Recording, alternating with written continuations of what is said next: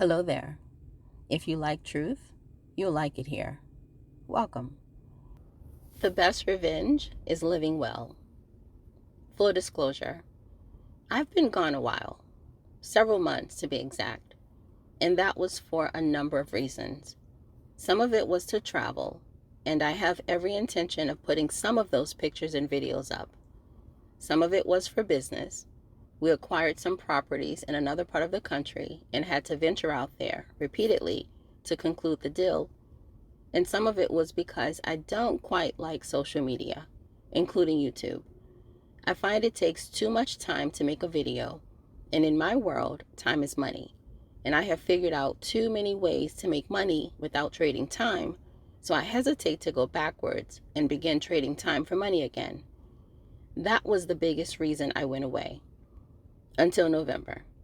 Once November hit, I decided to stay away because of politics and what I saw and foresaw happening in this country. For my own peace of mind, I decided to turn off the news and tune out the travesties that were happening and the many more that were to come. As a person who stays up on what's happening around me, this was not an easy decision to make, but I made it to protect my peace, and it worked. But then something happened. Well, actually, a lot happened. Everything I thought would happen did, and then some. And sure enough, all hell broke loose, and many people began to suffer as a consequence. Even though I was actively staying away from the news, I still heard and absorbed so many tales of loss and strife and hurt and pain from my fellow humans who were just trying to survive in what had become an increasingly difficult world. One day I was walking around a store. I was dressed casually, but cute, with my hair in this little style that always gets a lot of compliments. I was listening to a podcast that had me smiling. I don't even remember what the podcast was about, but I remember I had this smile plastered across my face. It was one of those feel-good podcasts where you can tell the host and their guests are having a good time, and I was enjoying the vibe. I should also mention here that I walk with my head held high. I always have. I don't know if it's from my days in dance or my prim and proper nature, but it's something I've always done.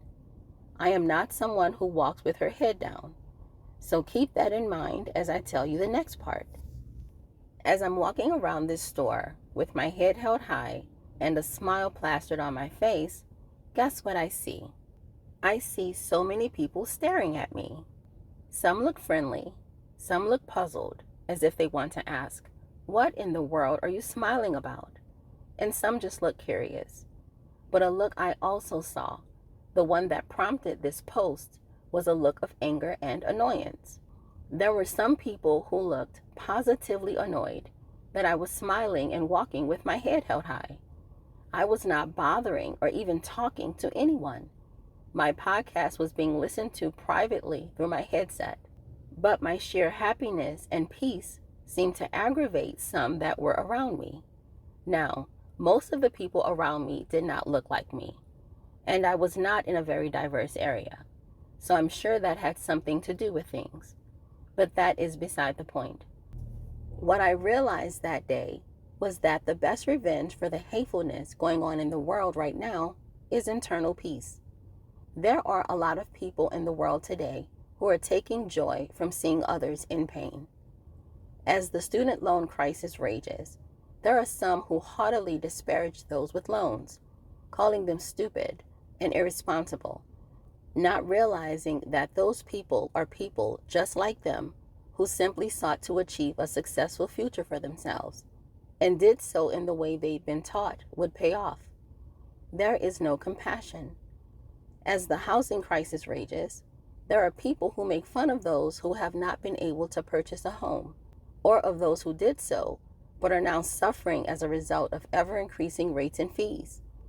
These people ridicule others for not getting as good a rate as them, or not doing proper research to know rates can and do go up, or for not knowing everything there is to know about as expansive a process as buying a home.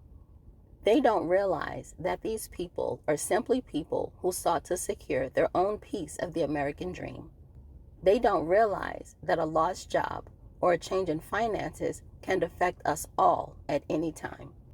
They sit high and look low at those who suffered from misfortune. Again, there is no compassion. As I encounter these types of people more and more, luckily not so much in person, but as I hear of them and see them on the very news I am trying to avoid, I am tempted to fight and argue with them. But then I realize that you can't reason with unreasonable people. Then I'm tempted to wait them out, telling myself that their type of hate will die out. But I don't know that I believe that either, because right when you think they're dying off, there's always a new batch of them to be found. So how do you deal? They exist, unfortunately, and putting one's head in the sand is not a strategy that works long term, though I encourage you to use it as needed to protect your peace. So what do you do when you can't outrun or escape them or the current situation you find yourself in? Well, I've come to realize that the best revenge is to live well. And no, that doesn't mean you have to have all or any of the money in the world, or the best job, or any job at all. It simply means that you walk with your head held high and with confidence in your step. You don't let them see you sweat, and you find something to smile and or be grateful about. I will talk to you guys more about how to apply this in particular situations, but we'll start here for now. I heard something the other day that has stuck with me. One person asked the other how they'd feel if someone gave them $10 million. They said they'd be ecstatic and very grateful. The person then asked the $10 million recipient if they'd let anything make them angry that day, the day they got the $10 million. And the person said no, that nothing would be able to make them angry the day they received $10 million. The person then asked them if they'd still take the $10 million if it meant they wouldn't wake up the next day.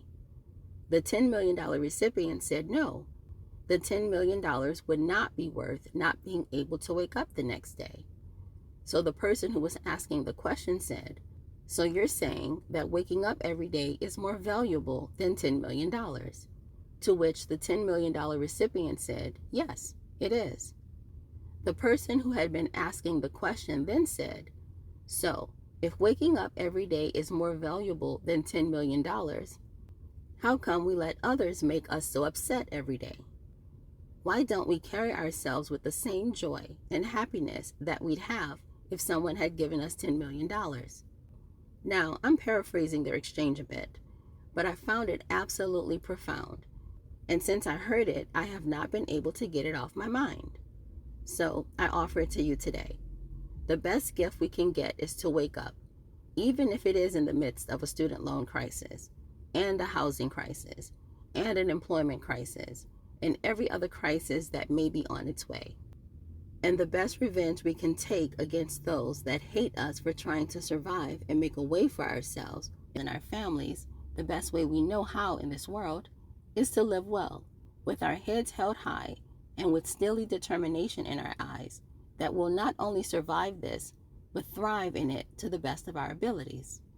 A person who wants to see you stay down will absolutely hate seeing you get back up. So let's do just that. And I'm going to tell you guys exactly how we're going to do it. So let's go. All right, y'all. That's it, and that's all. Hello there. If you like truth, you'll like it here. Welcome. If you don't, or if you believe in groupthink, or bullying others into believing the popular opinion, then this isn't the place for you. So go ahead and just cancel me now. On this channel, we don't discuss my truth or your truth. We discuss the truth, and no topic is off limits. So, like, subscribe, get comfy, and comment. It's nice to have you here. So let's talk.